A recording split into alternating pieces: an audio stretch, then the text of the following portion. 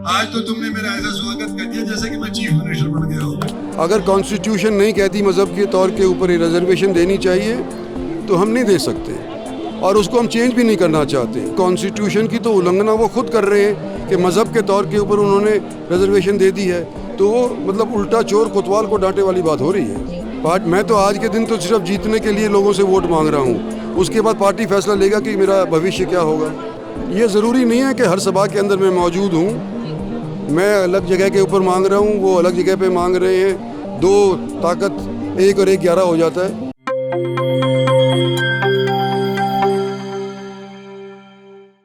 केंद्रीय मंत्री व गुड़गांव लोकसभा क्षेत्र से भारतीय जनता पार्टी के उम्मीदवार राव इंद्रजीत सिंह 11 मई को बावल विधानसभा क्षेत्र के दौरे पर थे। यह दिन उनके लिए इसलिए खास रहा क्योंकि वे आज अंतिम कार्यक्रम में अपने पैतृक गांव रामपुरा पहुंचे। यह वही रामपुरा है जिसने हरियाणा की ही नहीं बल्कि देश की सियासत में अहम योगदान दिया है।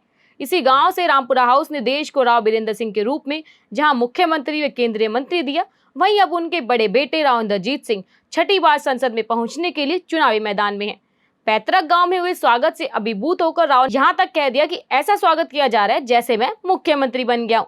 रामपुरा पहुंचने से पहले वे कैबिनेट मंत्री डॉक्टर बनवारी लाल के साथ अन्य गांवों में भी गए। रामपुरा पहुंचने पर हमारे साथी कोमल राव ने राव इंद्रजीत सिंह से बात की।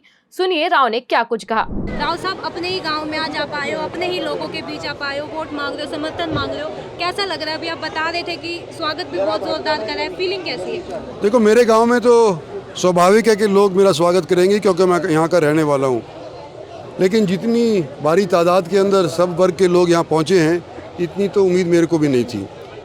इसके अलावा जितने भी गांव के अंदर आज मैं गया हूँ, खोल ब्लॉक का दौरा हुआ है मेरा, 9-10 गांव के अंदर गया हूँ, इससे अव्वल नहीं तो इससे घाट भी नहीं, मेरा स्वागत सब जगह के ऊपर हुआ है। और मैं ये उम्मीद कर रहा हूँ कि इस बार 90% से अधिक वोटिंग हमारे बावल क्षेत्र के अंदर, रेवाड़ी क्षेत्र के अंदर होगी। अभी आप रिजर्वेशन पे बात कर रहे थे कि संविधान का जो रिजर्वेशन है वो आप लोग खत्म नहीं करेंगे, लेकिन मजहब के हिसाब से आप नहीं होने देंगे, तो नहीं लगता इससे मेवात में कुछ नुकसान हो सकता है? नहीं, देखो, हम कह रहे हैं कि हम कॉन्स्टिट्यूशन के मुताबिक देश को चलाना चाहते हैं। अगर कॉन्स्टिट्यूशन नहीं कहती मज़हब के तौर के ऊपर रिजर्वेशन देनी चाहिए तो हम नहीं दे सकते और उसको हम चेंज भी नहीं करना चाहते। कई जगह के ऊपर कांग्रेस पार्टी ने मज़हब के तौर के ऊपर रिजर्वेशन दी है।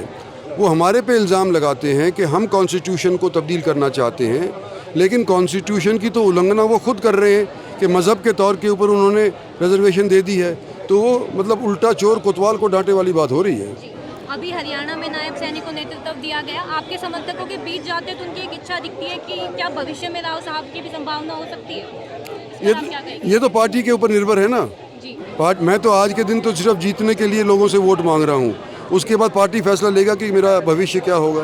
ये मेरा अंतिम सवाल होगा। तो मनोहर लाल आए थे, मोती चौक पर सभा हुई है, जिनके समर्थन में सभा हुई वो खुद मौजूद नहीं थे। ये ज़रूरी नहीं है कि हर सभा के अंदर मैं मौजूद हूँ। मैं अलग जगह के ऊपर मांग रहा हूँ, वो अलग जगह पे मांग रहे हैं। दो ताकत 1 और 1 11 हो जाता है, तो उस तौर के ऊपर मैं समझता हूँ कोई दिक्कत की बात नहीं थी। धन्यवाद। राव इंद्रजीत सिंह की बातें सुनने के बाद आप बहुत कुछ समझ गए होंगे। ऐसा लंबे समय बाद हुआ जब रामपुरा के तमाम पंच व सरपंच एकजुट होकर राव इंद्रजीत सिंह के साथ खड़े दिखाई दिए। हम यह भी बता दें, रामपुरा को राव इंद्रजीत सिंह के खास सिपह सालार डॉक्टर बनवारी लाल ने गोद लिया हुआ है। सरपंच नरेश भी राव के समर्थक है। इसी कारण इस बार रामपुरा में विकास के कई सराहनीय काम हुए हैं। राव ने इसके लिए डॉक्टर लाल व नरेश यादव सहित सभी का धन्यवाद भी किया। राव के भाषण में उनका चुनावी एजेंडा और भविष्य की योजना भी लगभग स्पष्ट हुई है। वह जातिगत आरक्षण पर कांग्रेस पर पलटवार भी करते हैं और अपनी ओर से भविष्य की अपनी मंशा भी प्रकट करते हैं। अब आपको राव इंद्रजीत के रामपुरा गांव में दिए गए भाषण के मुख्य अंश भी सुनवाते हैं। आज तो तुमने मेरा ऐसा स्वागत कर दिया जैसे कि मैं चीफ मिनिस्टर बन गया हूँ। आज तो मैं सिर्फ वोट मांग रहा हूँ, अभी तो अपना वोट पर इतना जो आप लोगों ने जोश में, वो मेन रोड से भागते भागते ये नौजवान मेरे को लेकर के आए। पेड़ों के अंदर लोग खड़े हुए थे, पेड़ों से मेरे को फूल बरसाए, जेसीबी थी उससे फूल बरसाए। तो जो व्यवस्था इसने करी है नर्रू ने, मैं तो इसको मना कर रहा था कि तू रहने दे यार, तू पैसा काम खा के अंदर तू रहने दे, ये मानना नहीं। लेकिन फिर भी इस अकेले का सहयोग से काम नहीं बनता। जिसके पास भी ये गया, 17 पंच है हमारे, आज सारे के सारे सरपंच हमारे यहाँ पे पंच पे। मैं सारे गांव से ये अपील करता हूं कि ये इखलास आपने पहले नहीं कभी दिखाया, आज के दिन दिखाया है, तो भाई मेरे को तो बड़ी खुशी हो रही है, धन्यवाद आपका। अखबारबाजी हुआ करती थी कि इंद्रजीत सिंह के गांव के अंदर कोई काम नहीं हुआ, इंद्रजीत सिंह हरियाणा के अंदर मंत्री था, वो काम नहीं बना, इंद्रजीत सिंह केंद्र के अंदर बन गया तो कोई काम नहीं हुआ। और गली दिखाया करते थे, शमशान घाट का रास्ता दिखाया करते थे, कभी कुछ कभी कुछ। रोड भी रोड भी गंदा पड़ा रहा करता था।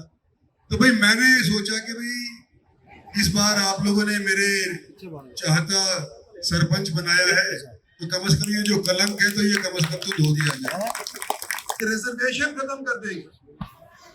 और आने वाले समय के अंदर आप बिना रिजर्वेशन के कैसे कहीं पर नौकरी प्राप्त कर पाओगे? ये शगुफा जो छोड़ रहा है उसके अंदर मैं छेद करना चाहता हूँ। भारतीय जनता पार्टी संविधान के मुताबिक चलेगी, जो बाबा साहब अम्बेडकर ने संविधान बनाया है उसके मुताबिक चल रही है, चलती आई है, आगे भी चलती रहेगी। और हमारी रिजर्वेशन खत्म करने की कोई नियत नहीं है, कोई नीति नहीं है। अगर हम रिजर्वेशन नहीं चाहते तो मजहब के नाम के ऊपर रिजर्वेशन नहीं चाहते, मजहब के नाम के ऊपर हमारा कॉन्स्टिट्यूशन ये अलाउ नहीं करता कि रिजर्वेशन दी जाए। और सिर्फ इसी बात के ऊपर आपत्ति है, लेकिन जहां तक और रिजर्वेशन है जारी थी, जारी रहेगी। आने वाले समय के अंदर इस चीज के लिए आपको दोबारा सोचने की आवश्यकता नहीं।